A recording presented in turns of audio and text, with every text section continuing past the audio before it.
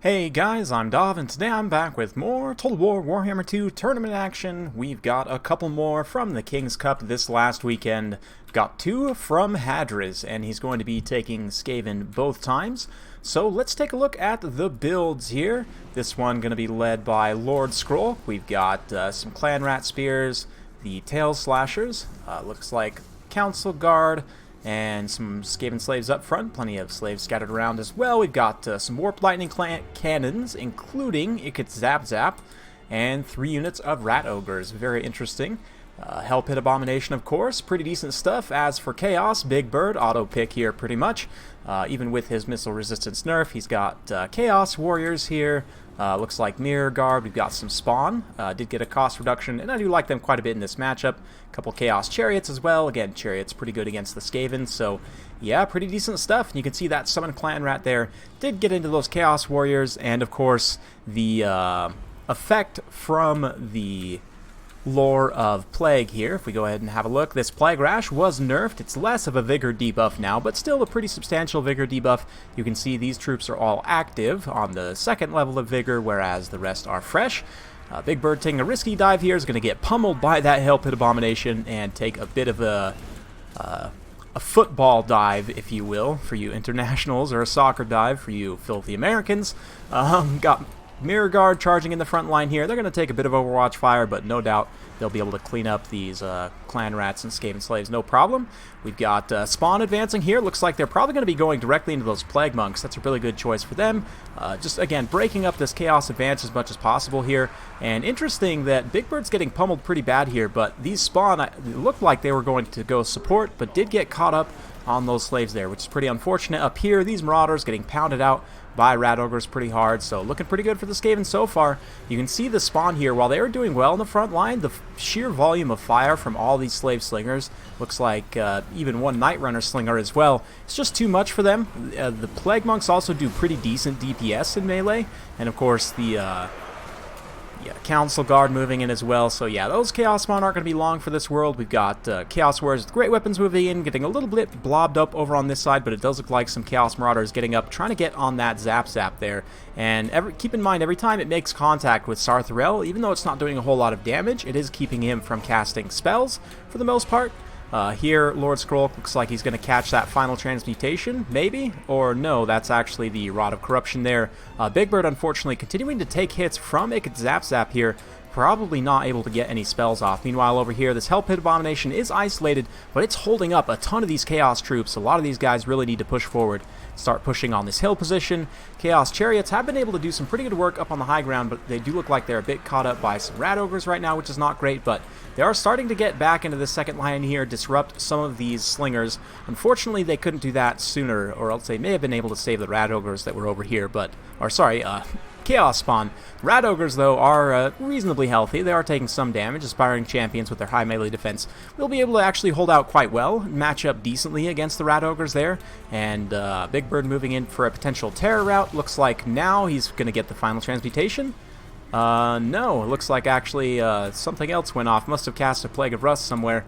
But honestly, if I were in Chaos position, I might just cast a single, not an overcast final transmutation on Ikit Zap Zap just to get rid of it, because it will actually destroy the unit models of the cannons first. Not many people know this, but like Spirit Leech, Final Transmutation, if you cast it on the artillery, it will actually blow up the artillery pieces first, because it prioritizes the model of the actual piece as if it were part of the unit. So yeah, a little bit of a miscast there. I think maybe he should have used that a little sooner here to try and destroy these artillery pieces, but still, Chaos is pushing forward pretty aggressively here, finally able to get in and shut down Ikit Zap Zap, terrify away the crew here.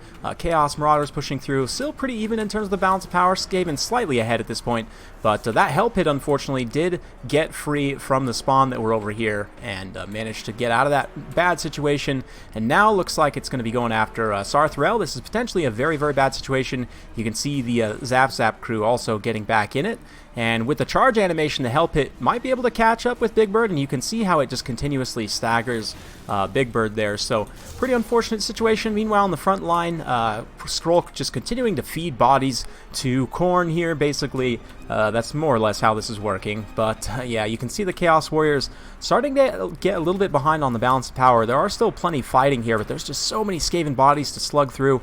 A lot of their high-value units have taken a lot of damage. You can see Sarthrel getting very, very low now. And again, a final transmutation on Skrull here. Yep, it does look like it hit Skrull. Unfortunately, probably not going to do a whole lot to him since it was not an overcast. And they did nerf final transmutation and all single target abilities. That includes the Liber Bubonicus from Mr. Skrull Command there, which no doubt has been used both on Sarthrel despite his magic resistance.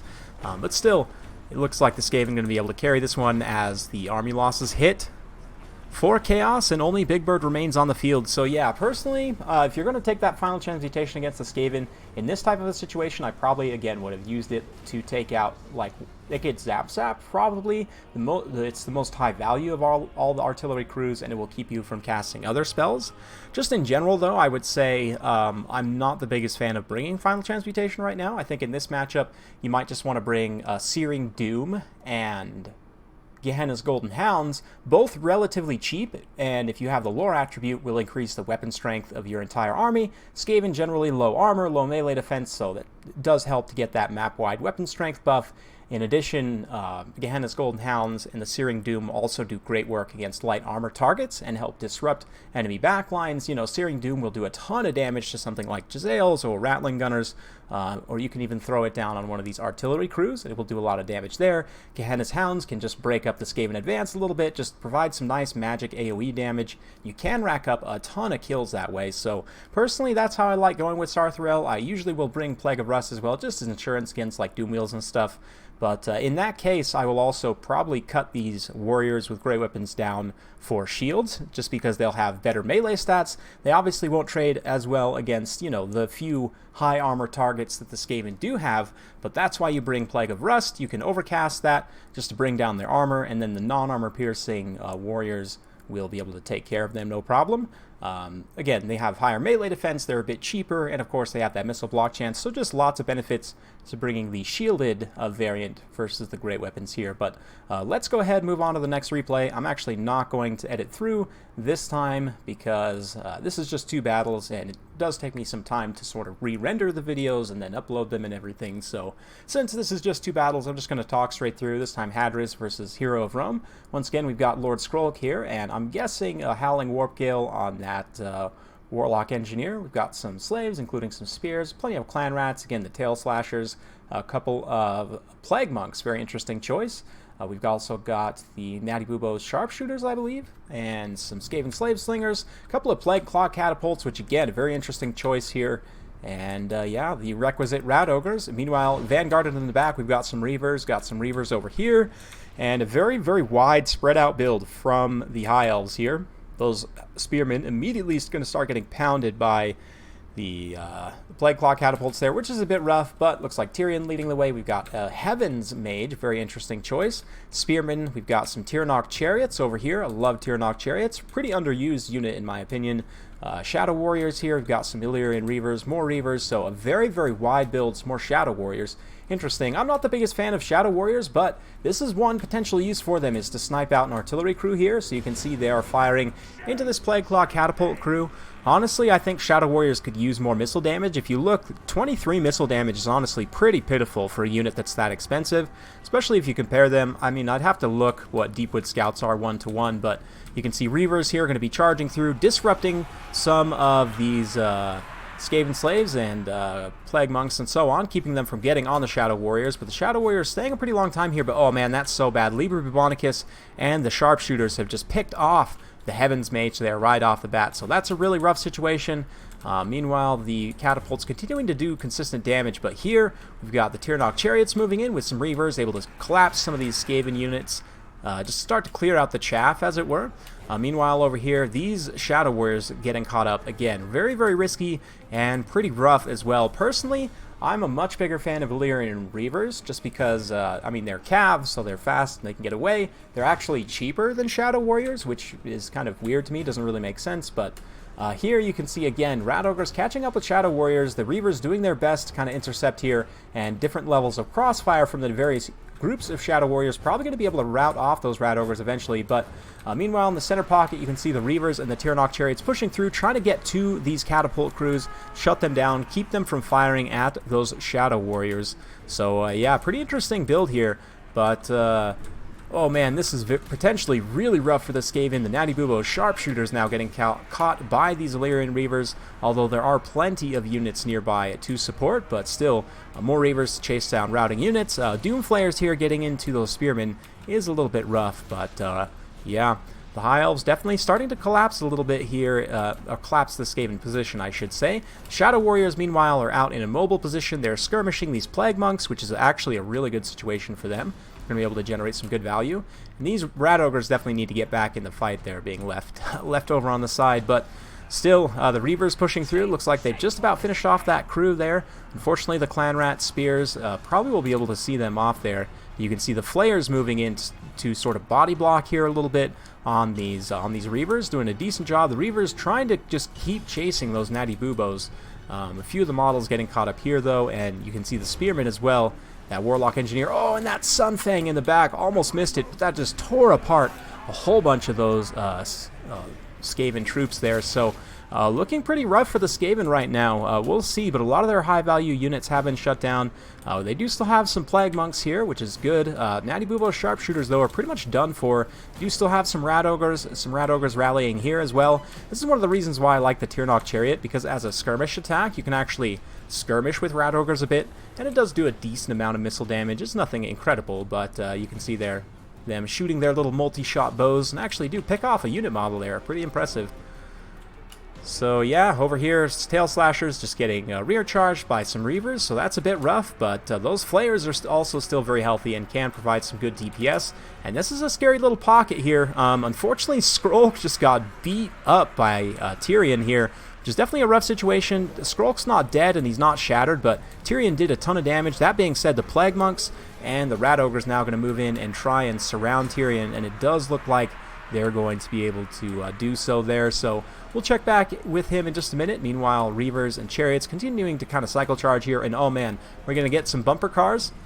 Oh man, it does look like the Flayers are indeed going after the Tyrannok Chariots, and in an awkward sort of bumper car situation, the armor piercing of the Flayers could actually be decent against those Tyrannok Chariots, but looks like they're trying to pull away there. Meanwhile, the Shadow Warriors have gotten back into a position, and they actually have used up a lot of their ammo, which is quite nice. They're now firing into this little blob here where Tyrion's stuck. There are light armor, high-value units here, Rat Ogres and Plague Monks both, which is going to be good targets for those Shadow Warriors to shoot at, absolutely. So we'll kind of zoom in for a cinematic shot in and amongst the trees and shrubs here. Tyrion holding out valiantly. You can see occasionally arrows raining in and picking off a unit here or there. But yeah, so far the Heart of Avalorn's not procced for Tyrion, obviously. He hasn't got that low yet, but we'll see. Balance power still very close. These High Elf Spears able to clean up a few Skaven units in the back line, and things are looking a bit iffy for the Skaven. Again, though, this Warlock Engineer is healthy. He can help hold this leadership together, and these Flayers also being completely healthy is a big issue in my eyes. There aren't a lot of units outside of maybe Tyrion himself that can really deal with these Doom Flayers, so Tyrion really needs to extricate himself from this fight, get over here and shut these Flayers down, because, I mean, they've already generated an XP Chevron's worth of value, almost 2, so yeah, interesting situation there. Meanwhile, those Plague Monks getting a good engagement on those Spearmen. They should be able to get quite a few kills there. Shadow Warriors just about used up the last of their ammo, so that's pretty nice, but it's going to be tight. Definitely going to be a tight finish. 6 minutes in, and the balance power still dead even. Tyrannok Chariots here with the Reavers going to be able to rout off these low-tier infantry. And yeah, regular Clan Rats and Plague Monks getting a good situation here. How they're all kind of saturated and surrounding these various Spearmen. And again, Tyrion's here fighting against the Plague Monks, which I definitely understand. He needs to recharge Sunfang and everything, but I really want to see him go after those Flayers. You can see them just absolutely terrorizing those Shadow Warriors.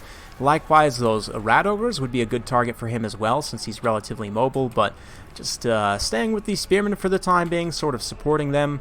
Meanwhile, the Rat Ogres are going to come over here and start to clean up those Shadow Warriors. We've got some Skaven units coming back from route, including Lord Skrulk himself, so battle's starting to turn slightly in Skaven's favor. As you can see, the balance power shifting a bit as some of those units do come back. Likewise, Warlock Engineer still going to be able to sit and saturate in here. That draining armor did get debuffed, but it's still pretty decent. Still obviously going to provide a little bit of trickle of free damage, basically, as he's in melee. But oh man, here comes Tyrion. He sees that Lord Skrulk is back on the field, and he is not happy about that. Going to come deliver a punishing blow here. And is that actually, did that just kill Skrulk? No, he's still alive. Got Stand Your Ground up, so he's up to 72 melee defense, but a huge chunk of damage there from Tyrion. The Rat Ogre comes in, gets a good body block, but oh man, let's see. Tyrion slays the Rat Ogre. Another Rat Ogre comes in. Oh man, this is just like Vermintide. Not really, but those Rat Ogres getting a crucial block there, actually probably able to save Lord Skrulk, and you can see Tyrion then gets caught up in those Clan Rat Spears, so, you know, F in the chat for those brave Rat Ogres. 3 of them just sacrificed themselves for Lord Skrulk there. But balance of power still dead even in the late game. But still, again, these Flayers, 3 models in this late game situation. It's absolutely devastating. Skrulk goes for a ride there from the Illyrian Reavers, but I really, really would like to see Tyrion just go after those Flayers. He could pretty much one-shot them at this point, but still continuing to stay and fight with those Plague Monks. That being said, High Elves do have some resources. You can see these Tirnock Chariots coming back, some additional Shadow Warriors here, and oh man, is this the finishing blow? If Skrulk gets routed off here, this could actually just be the end straight up, but Tyrion is very low himself, so we'll see. Now Tyrion gets a hold of one of the Flayers and didn't quite one-shot it, but they are quite low. We'll see. He should be able to get some hits in. Oh man. Yeah, though they're just about to rout off here. Oh man, is that Foe Seeker? I don't know if Lord Skrulk has another cast of Liber Bubonicus or not, but Skrulk has decent-ish combat stats. You can see the Shadow Warriors running into support here. They're going to start to get the drain effect, and Tyrion comes in to try and finish Skrulk. Oh man, it's so close right now. The balance of power just teetering as the High Elves start to pull ahead slightly. Can Tyrion pull out the win here? It looks like the Flayers got routed, and I think that's pretty much it. Tyrion still has the Heart of Averlorn in his back pocket, mind you. So he could still get a massive healing proc, which would obviously shift the balance of power very heavily. But we'll see. Skrulk, oh man, he's got such low HP, and he just gets killed by Tyrion. That has to be the end for the Skaven, as they immediately hit army losses and get defeated there. So hey, I was poo-pooing on those Shadow Warriors, but the build actually ended up working out quite well. Tyrion racking up 291 kills, obviously the Sunfang being a big part of that, but I actually quite like the pick of Tyrion here. He can duel, you know, pretty much anything that the Skaven can bring to the table in terms of duelists. He can smash, you know, Doom Wheels, he can smash Flayers, he can smash pretty much anything he needs to, as long as he doesn't get shot to death. And since the Jezzails were taken out by the Reavers, you know, he was able to carry the day at the end of the day. You can see the Shadow Warriors, actually one of them did end up getting an XP chevron, some decent kills as well. 92 is not bad. The Reavers, though, definitely did a lot of heavy lifting. 70, 117, 119, 83. I really like, for 550 points, Illyrian Reavers, one of the best units of light cav in the game, in my opinion. Also love the pick of the Tirnock Chariot here. Again, I think they're super underused, but this is one matchup where they can shine, and 78 kills, very decent. Spearmen definitely took a beating, but that's kind of what they're here for. As for Hadrid Skaven, again, the Plague Monks did pretty decent. One of them did kind of get kited around by the Shadow Warriors and shot to death, which was a little bit rough. And that one Rat Ogre, although they both performed quite well, having that one Rat Ogre sort of sat over in the corner for a bit of time was pretty rough as well. Likewise, the Doom Flayers, well, they were definitely a bright spot. 101 kills, 2 XP chevrons, really, really nice. Tail Slashers, 74 kills, also very decent stuff. Yeah, at the end of the day, it just ended up being, I think that Tyrion just did so much damage to Lord Skrulk and routed him off there. Really ended up not getting, like, all the summons that he needed to, and I'm not sure, I think he got both casts of Liber Bubonicus off, but, yeah, a very, very fun battle, absolute, you know, just slugging match down to the wire. So hopefully you guys enjoyed this double cast of Skaven. If you do like this sort of content, be sure to like, subscribe, hit that bell notification button so every time I upload a new video, you'll be notified. Thanks again for watching, and we'll see you next time.